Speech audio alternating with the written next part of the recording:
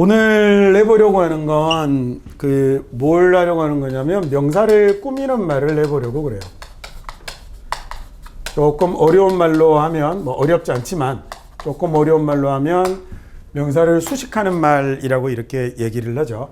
자, 우리가 지난 시간에 얘기하면서 영어뿐만 아니라 지구상의 모든 언어에서 가장 중요한 품사를 고르라고 하면 두 가지 뭐뭐를 고를 수 있다고 그랬죠? 명사하고 동사. 하나 더 보태면 형용사를 쓸 수 있다고 그랬어요. 그 다음에 지구상의 모든 언어는 다 뭘 가지고 있다고 그랬죠? 주어, 동사, 목적어를 가지고 있습니다 그랬죠. 물론 뭐 이런 아프리카 부족어는 안 갖고 있어요.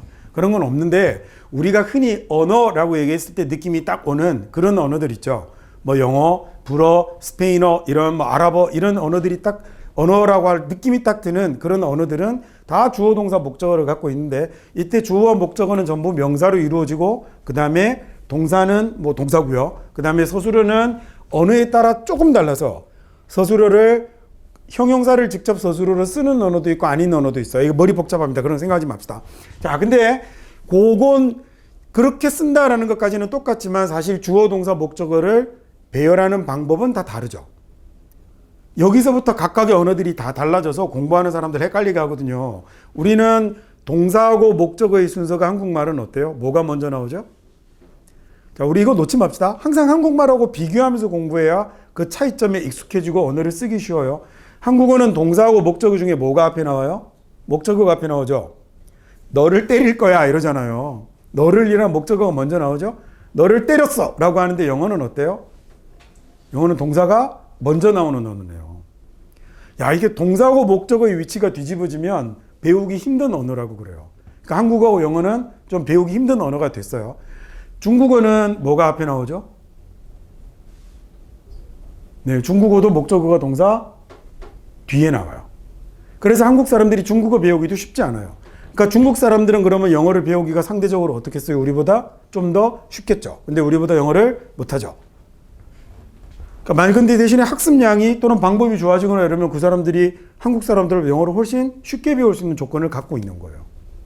일본어는 목적어가 먼저 나오니까 일본 애들도 영어를 배우기 힘들겠죠. 그래서 저 모양 저 꼴이죠. 그 다음에 자, 이번에는요, 이거 말고 또 하나 외국어를 배울 때 굉장히 어렵게 만드는 것 중에 한 가지가 바로 뭐냐면 명사를 꾸미는 말의 위치가 외국어를 이게 서로 다르면 남의 나라 말을 배우기가 굉장히 어렵습니다. 명사를 꾸미는 말 품사가 뭐예요? 형용사죠. 서술어로 쓰이는 형용사 논외로 하고요. 명사를 꾸미는 형용사, 그러니까 예쁘다라는 이런 말 말고 예쁜이라는 형용사. 이 명사를 꾸미는 형용사는 한국말은 어디에 있죠? 명사 앞에 있죠. 예쁜 원규라고 하잖아요.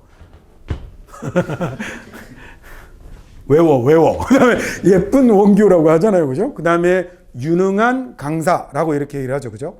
만약에 이걸 뒤집으면 어떻게 되죠? 강사 유능한 이렇게 쓰면 유능한이 내 이름이 되죠. 한국어는 그렇잖아요. 유능한 강사라고 해야죠. 아, 일본어도 똑같이 형용사가 명사 앞에 옵니다. 그래서 한국 사람들이 일본어를 배우기 상대적으로 수월하죠. 미국 사람이나 중국 사람이 일본어를 배우는 것보다 우리가 일본어를 배우기가 수월합니다. 물론 일본어도 처음 접근이 쉽지 좀 더 들어가면 어차피 외국어로 어렵긴 마찬가지지만요. 그래도 상대적으로 기본적인 의사소통에 도달하는 시간이 굉장히 적게 걸립니다. 마치 이렇게 스페인어 하는 사람들은 포르투갈어 금방 배우거든요. 한 100시간 하면 배워갖고 의사소통이 전혀 문제가 안 생긴답니다. 저는 두 나라 말 다 모르니까 잘 모르지만 거의 같대요. 우리나라로 치자면 표준어하고 경상도 사투리 정도밖에 차이가 안 나서 배우면 그냥 곧바로 쓸 수 있다고 그러더라고요. 각자 자국어로 얘기를 해도 대화가 통한대요. 왜 우리도 남한 사람, 북한 사람 서로 다른 말이지만 자국어로 얘기하면 통하기도 하잖아요. 그죠? 요새는 거의 말도 진짜 많이 달라진 것 같은데 남북한도. 자, 영어는 명사를 꾸미는 말이 형용사가 앞에 오나요? 뒤에 오나요? 저 같은 사람은 그래서 pretty guy라고 그러죠. 외우세요. 그래서 pretty가 guy 앞에 있죠. 왜 뒤에 있어요? 형용사가 앞에 있죠. 이것들이 이제 어디서 뭘 배워갖고 예를 들어 두꺼운 책이면 thick book이잖아요. 두꺼운이라는 말이 앞에 오는 건 영어 우리말하고 똑같아서 쉬울 것 같았는데 제기랄 가끔씩 영어는 이 명사를 꾸미는 형용사가 뒤로 가기도 해요. 한국어는 명사를 꾸미는 형용사는 100% 앞에 있습니다. 100% 앞에 있어서 명사를 꾸미는 형용사는 한국어는 절대로 뒤로 갈 수 없는데 제 얘기를 할 영어는요 명사를 꾸미는 말이 형용사가 앞에도 있지만 뒤로 가기도 해서 그럴 경우는 한국말하고 다르니까 너무 힘든 거죠. 뭐 저는 뭐 불어 이런 언어 잘 모르는데 걔네들은 형용사가 다 뒤에 있대요. 뭐 이탈리아어도 뒤로 가 있는다 그러더라고요. 그래서 오 나의 태양이 아니고 오 솔레라는 태양이 먼저 나오고 미오가 뒤로 나오고, 나의 집이라고 할 때 가구점 이름입니다. 미야카사라고 하지 않고 까사미야 뭐 이렇게 얘기를 한다고 그러더라고요. 그 다음에 근데 이제 영어는 기본적으로 한국어는 늘 비교하면서 보자고 그랬어요. 한국어는 어떻게 되어 있냐면 형용사가 앞에 있고요. 형용사가 앞에 있고 그 다음에 뒤에 뭐가 나오냐면 명사가 나옵니다. 이거 예외 없습니다. 제가 뭐 국어학자가 아니라 정확하게 모르겠지만 그래도 한국말을 해보면 형용사가 뒤로 가는 경우는 없는 것 같아요. 그런데 영어는 어때요? 영어는 가장 일반적으로는 영어도 한국말과 똑같이 어떠냐면 형용사가 앞에 오고 명사가 어디에 오죠? 뒤에 오지만 이렇지 않은 경우들이 있어서 문제네요. 이런 경우가 평범하지만 영어는 어떤 경우도 있냐면 제기할 명사가 앞에 오고요. 뒤에 형용사가 오는 경우들이 제기할 있습니다. 그러면 어떤 때 뒤에 오는지를 알아서 우리말하고 다른지를 알아야겠네요. 어떤 때 뒤로 오냐면 필기 안 하셔도 돼요. 이거 교재 미친 영문법 쓰시는 분은 거기 아주 친절하게 다 적혀 있습니다. 하세요. 못하게 하면 또 승질 부리니까 필기하세요. 이게 가훈이죠. 쓰자. 수업 시간에 쓰자. 죽더라도 쓰다 죽자 뭐 이런 거. 집에 가면 아버지가 필기 검사하시나? 뭘 이렇게 열심히 쓸까? 내용을 잘 이렇게 이해를 하시는 게 더 중요합니다. 책이 진짜 다 적혀 있어요. 명사가 오고 형용사가 뒤로 오는 경우도 있는데 어떤 경우에 명사가 오고 뒤에 형용사가 오냐면 이 형용사가 구 또는 뭘로 이루어져 있을 때, 절로 이루어져 있을 때 그렇습니다. 자, 우리가 구나 절이라는 말 배웠죠?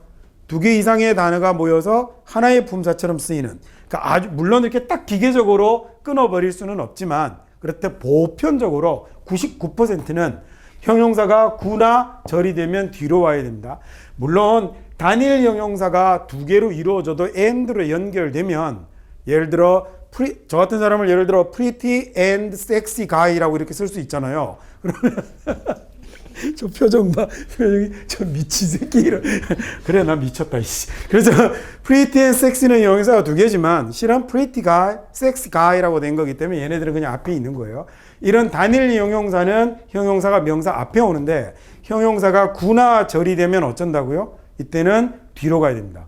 자, 물론 아주 특별한 경우 형용사가 뒤로 가야 되는 또 다른 경우도 있어요. 예를 들어 thing이나 body 같은 말로 끝나는 명사들은 형용사가 무조건 뒤로 갑니다. 그래서 그 특별한 것이라고 할 때 special something이라고 쓰면 틀리고요. thing이 붙었잖아요. something, anything, nothing 이런 것들은 뒤로 형용사가 가야 됩니다.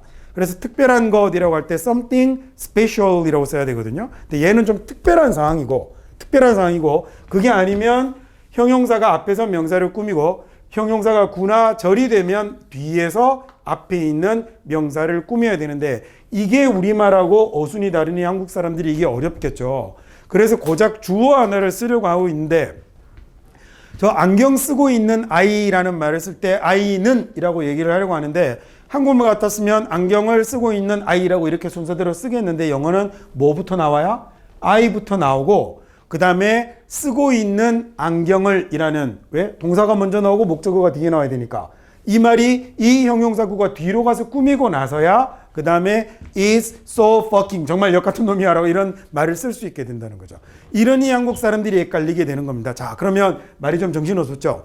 동사하고 목적어의 위치가 달라지면 그 언어는 배우기가 어렵습니다.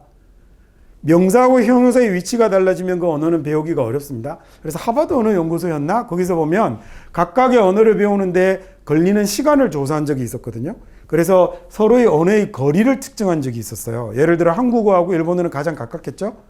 스페인하고 포르투갈어가 가장 가깝습니다. 근데 이때 영어하고 한국어의 거리가 모든 언어 중에서 가장 멀었어요. 그래서 여러분이 몇 년 동안이나 영어를 했는데도 영어를 잘 못하는 게요. 한국의 영어 교육이 어쩌고저쩌고 말들 많잖아요. 물론 그것도 일부분을 차지하겠지만 원래 어렵습니다. 그래서 미국 놈도 한국어 배우면 대가리 터지려고 그러는 거예요. 그나마 한국의 운동선수들이 미국 가서 영어 배우다가 1년, 2년 지나면 하잖아요. 한국에 들어와 있는 선수들이 한국어 하는 외국인 선수 거의 본 적이 없죠. 축구 선수 중에 뭐 호물론지 뭔지 하는 걔가 한국말을 좀 하고 나머지는 다 한국말 버벅거리고 나는 이유가 이게 원래 쉽지 않아요. 걔들은 필요성도 덜 하겠죠. 길게 한국에 있을 건 아니니까. 원래 어려워서 여러분이 못하는 거니까, 물론 여러분은 노력탁도 있지만 원래 어려서 못하는 거니까 너무 자학하지 마시고 대신에 어떤 부분을 공부해야겠다라는 걸 여러분이 생각하시면 돼요. 이 부분은 굉장히 중요한 부분입니다. 그래서 지금부터 이걸 이제 좀 더 나누어서 볼 거고요. 그리고 나면 우리가 뭐는 보는 거냐, 문장의 기본 구성단위 받고 명사를 꾸미는 날 봤으면 그 다음부터 이제 본격적으로 뭐 들어가면 될까? 명사를 들어가면 되겠군요.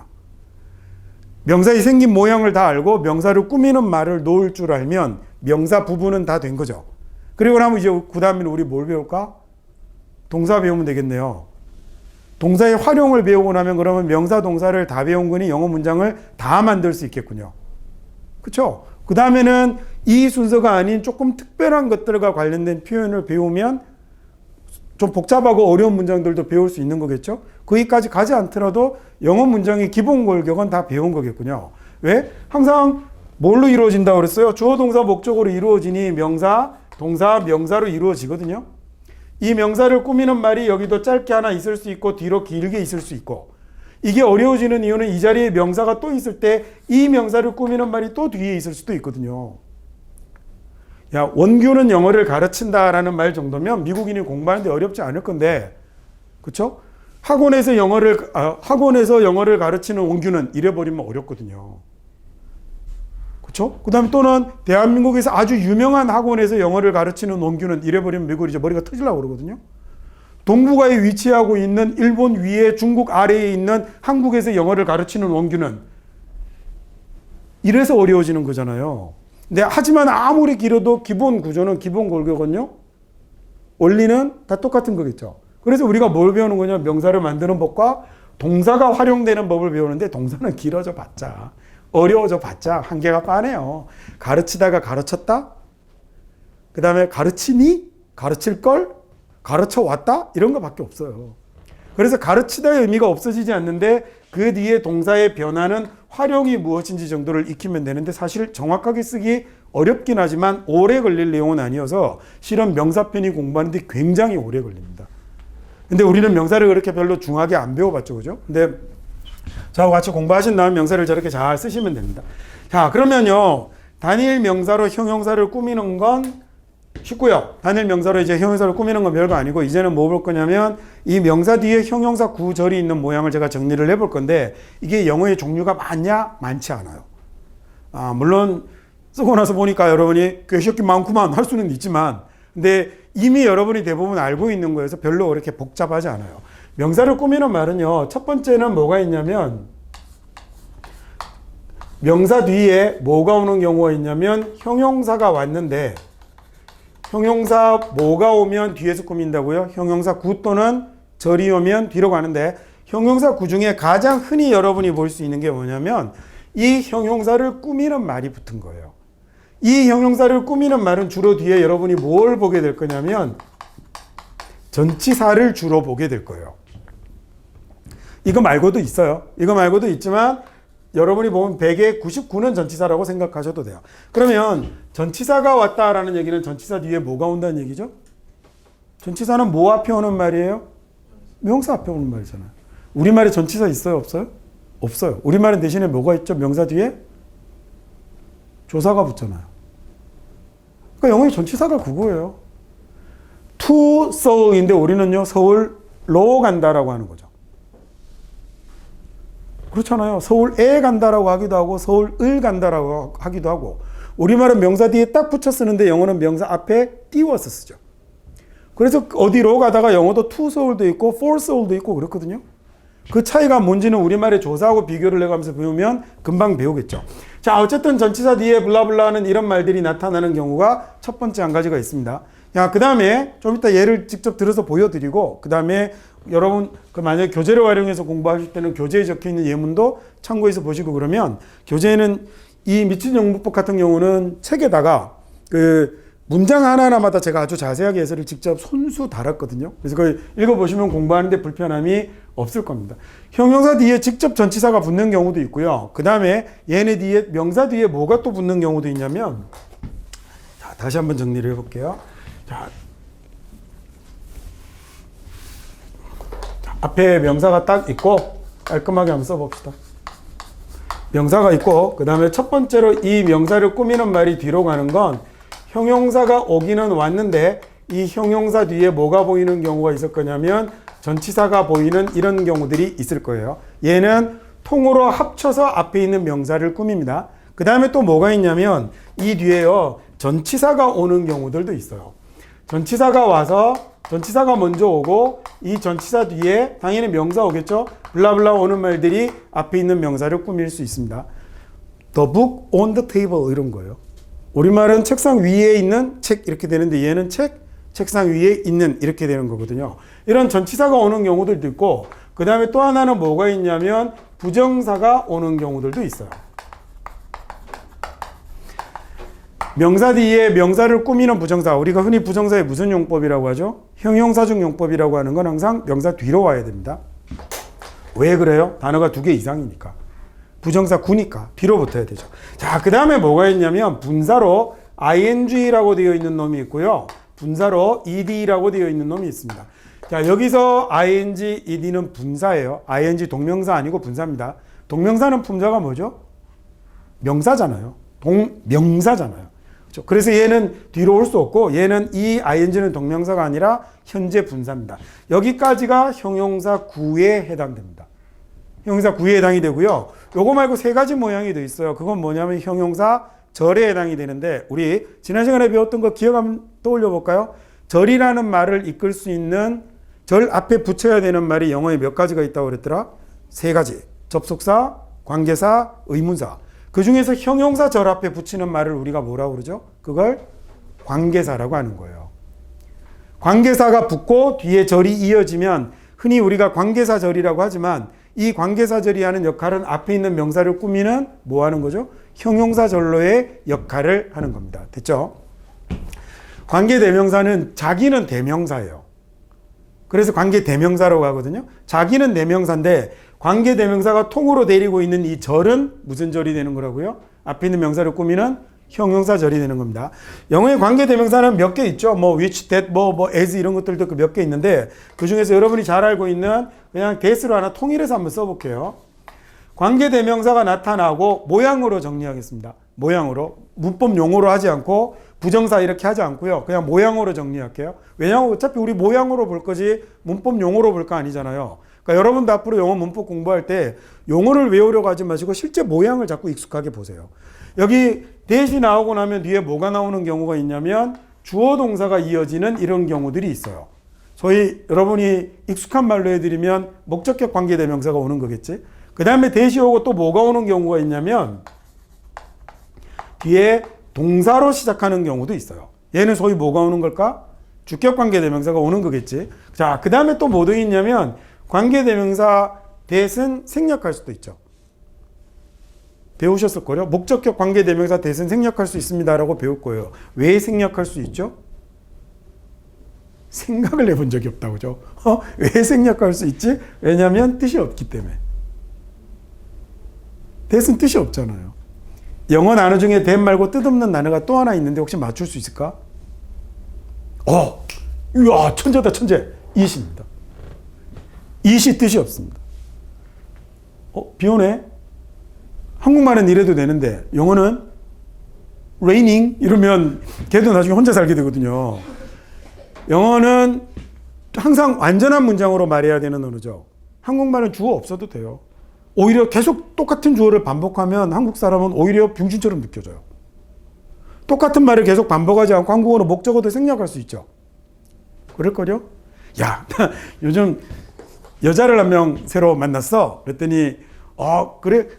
너 그 여자를 좋아하니? 응, 많이 좋아해. 그 여자는 너를 좋아하니? 응, 그 여자도 나를 좋아해. 응, 그 여자의 직업은 뭐니? 이러면 혼자 살아요. 영어는 그런데요? 우리말은 그러잖아요. 직업은 뭔데? 어디 사는데? 하고 똑같은 말이면 생략해도 되지만 영어는 완전한 문장으로 말해야 하죠. 그래서 it is raining이라고 it을 붙이잖아요. 우리가 무슨 주어라고 그러죠? 우리 비형식 주어라고 부르는 왜 필요하게요? 주어부터 말해야 되니까 필요한 건데 그 자리에 뜻이 있으면 안 되겠죠. 그래서 뜻이 없는 it이 들어가는 거예요. 저를 연결하는데 when은 뜻이 있어요, 없어요? when 뜻 있잖아요, 얘들아. because는 뜻이 있어요, 없어요? 뜻이 필요 없는 자리에 쓰는 접속사가 그러면 뭘까?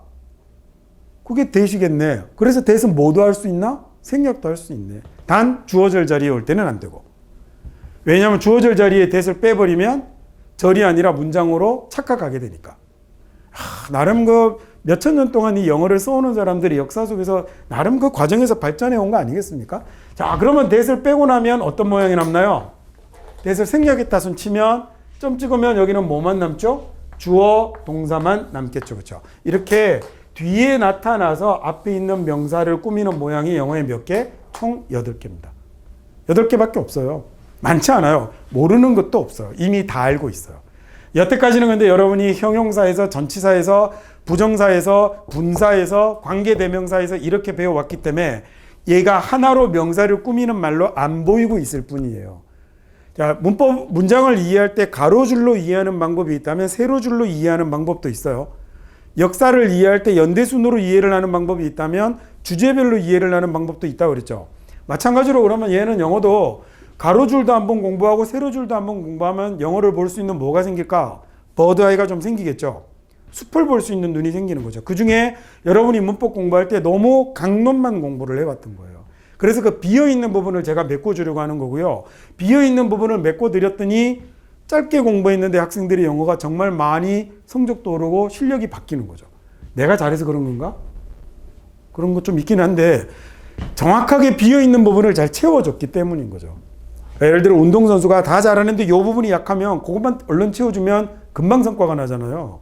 그런 것과 비슷한 경우예요. 영어 고등학교 3학년들이 수능 준비를 하는데 어휘력도 좋고 다 좋은데 얘는 특징적으로 이런 게 좀 안 되면 그 부분만 잘 찾아서 짚어주면 빨리 늘 수 있는 것처럼. 그래서 이렇게 공부를 하는 것도 영어를 잘할 수 있는 한 가지 여러분이 공부 방법 중에 한 가지가 되는 거죠.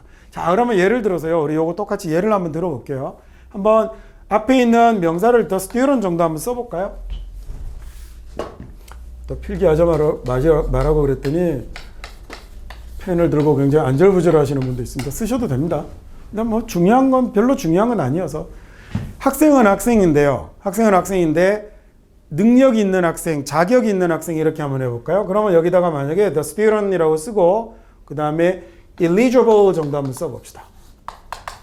조금 단어가 어렵네요. eligible이라고 하면 자격 있는, 능력 있는 이런 말인데 eligible for the award라고 쓰면 그러면 award라는 단어는 상이라는 뜻입니다. 야, 그러면 그 상을 탈 만한 학생이라는 말인데요. 이게 한국 학생들에게 작문을 시키면 the eligible student for the award라고 쓰는 학생들이 있어요. 그렇게 쓰면 안 됩니다. 그건 이제 한국말 같은 느낌인 거죠. 자격이 있는 학생, 그 상에 이렇게 쓰는 건데 그렇게 하면요. 얘는 이 전치사구는 지금 앞에 있는 eligible을 꾸며주고 있기 때문에 붙어 있어야 되거든요. 그러면 얘는 그 상에 대한 자격이 있는 이라는 말이 됐으니까 얘는 다 합쳐서 앞에 있는 명사를 꾸미는 형용사군이 뒤로 이렇게 붙어야 되는 거죠. 그래서 우리말하고 어순이 다르게 나타나 버리니까 형용사 뒤에 전치사구가 붙은 이런 문장을 보면 해석을 멈칫하게 되는 겁니다. 이제는 알았으니 이렇게 생긴 문장을 자주 보고 익히면 여러분 거 되는 거겠죠. 문법 공부는 그래서 하는 거예요. 부정사의 명사적 용법은 주어, 목적어, 보호가 있고 부사적 용법은 목적, 결과, 원인, 이유, 조건, 판단의 근거가 있고 이걸 외우는 건 외워서 뭐 어쩌려고요. 실제로 그게 어떻게 쓰이는지 내가 뭘 못하는지를 찾아서 공부하는 게 문법 공부의 목적입니다. 그래서 확실히 문법 공부는 하고 나면 해석 실력이 늘어야 되는데 문법 공부를 했는데 해석 실력이 안 늘면 여러분이 문법 공부를 잘못한 거예요. 문장 구조에 대한 이해 능력을 높여놨는데 어떻게 해석 실력이 안 늘어요? 문법 공부를 잘하면 말하기 실력도 늘겠네요? 당연히 늘어야죠. 문장 구조에 대한 이해가 높아졌는데 어떻게 말하기 실력이 안 늡니까? 그래서 문법 공부가 독해를 망치고 문법 공부가 말하기를 망쳤다는 건 굉장히 이상한 말이 되는 거예요. 문법 공부가 앞에다가 적을 붙여야죠. 잘못된 문법 공부가. 잘못된 문법 공부가 망친 거죠. 두 번째 볼까요? The student인데 이번에는요. The student인데 아주 쉽게 갑시다. 문법 설명할 때 저 예문 어렵게 쓰는 거 싫어하거든요. 예문 이해 안 돼서 복잡해지면 안 되잖아요. 아주 간결한 예로 설명하겠습니다. 만약에 그 방에 있는 학생이라고 쓰면 우리말은 그 방에라는 말이 앞에 붙지만 얘는 뒤로 오네요. 전치사구가 형용사의 역할을 해서 앞에 있는 명사를 꾸미고 있습니다. 자, 이번엔 the student이라고 쓴 다음에 그 안경을 쓰려는 학생 뭐 이렇게 한번 해볼까요? 안경을 쓰려는 학생 그 student이라고 쓰고 그 다음에 연을 날리는 이라고 해봅시다. To fly the kite 이렇게 써봅시다. kite는 연입니다. 연을 날릴 학생 또는 연을 날리려는 학생이란 말이 됩니다. 이렇게 쓰면 나중에 우리 문법 시간에 부정사 배울 건데 부정사는 미래거든요. 미래 추상적인 일 하지 않은 일. 동명사는 그러면 반대겠네. 동명사는 과거 한 일 그리고 현실적인 일. 그거 알고 나면 나중에 regret 뒤에 뭐 이렇게 forget 뒤에 to ing는 갈 필요 없어요. forget 뒤에 부정사가 오면 그러면요 하지 않은 일, 잊어버리고 안 한 일. 부정사 뒤에 동명사가 오면 했는데 까먹은 일. 그걸 수거처럼 써놓고 외우는 것도 별로 좋은 일 아니에요. 자, ing를 한번 써볼게요. 이번에는 ing를 쓰게 되면 얘는 ing는 현재 분사라고 부르죠. 얘는 어떤 거예요? 현재 하고 있는 일이잖아요. 그래서 얘는 차이가 뭐가 되는 거냐면 연을 날리고 있는 학생이에요. 연을 날리고 있는 학생, 위에 있는 건 연을 날릴 학생이에요. 이거 두 개 같은 말 아니에요. 그냥 형용사적 용법이라고만 알면 안 돼요. 그래서 부정사는 미래, 그 다음에 ed는요. ed는 fly를 쓸 수 없겠네요. fly를 쓰면 학생이 날려지니까 얘는 수동으로 당하는 일이 오잖아요. 그러면 예를 들어 이렇게 한번 해볼까요? invited라고 쓰면 초대한 게 아니고 뭐가 됐죠? 초대받은 게 됐죠. invited to the party 이렇게 씁시다. 그러면 그 파티에 초대를 받은 학생 이렇게 됐습니다. 자, 그러면 형용사가 명사를 꾸민다라는 말 무슨 말인지 아시겠어요? 그게 됐죠? 뒤로 갔습니다. 그럼 여러분 앞으로 명사 보고 뒤에 이런 말들이 나타나면 형용사인 거 아시겠죠? 한 번 딱 보면 이 말 한 번 듣고 한 번 봤다고 여러분이 앞으로 모든 영어를 이렇게 해석할 수 있나? 아니겠죠. 많이 봐야겠죠. 많이 보고 익혀야 될 텐데 그 중에 여러분이 제일 안 되는 게 지금 뭐냐면 사실은 해석시켜보면 제일 안 되는 게 여기 있는 ed하고 얘가 나타나면 많이 틀립니다. 내가 주로 뭘 잘 못하는지를 알고 있으면 더 공부하기 편하겠죠. 이 세 개를 잘 안 틀리는 이유는요. 이건 이미 많이 봤거든요.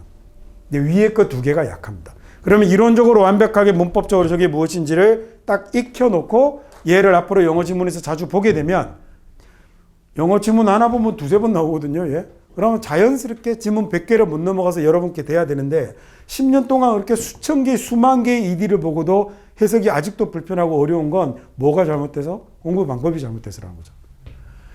자, 이 문법 과정을 마치는 동안 그래서 제가 여러분에게 해드리고 싶은 게 그거예요. The student 뒤에요. 주로 뭐 who를 쓰는 게 좋겠지만 that을 쓴다고 틀리지 않으니 그냥 that을 쓰겠습니다. that 쓰고 뒤에다가 주어 동사만 그냥 쓰면 돼요. 그럼 뭐가 됐죠? 내가 사랑하는 학생이 됐죠.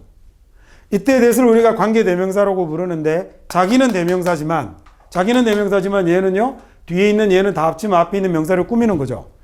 자기는 to 부정사지만 얘는 전체를 다 합치면 형용사가 되는 거잖아요. 그래서 부정사 구라고 불러도 되지만 형용사 구라고 부르는 게 품사 개념으로는 더 정확한 거라고 그랬어요. 그래서 관계대명사절이라고 불러도 되지만 형용사절이라고 부르면 품사 개념으로는 더 정확해지는 거예요. 자, 그 다음에 이번에 또 뒤에 붙여봅시다.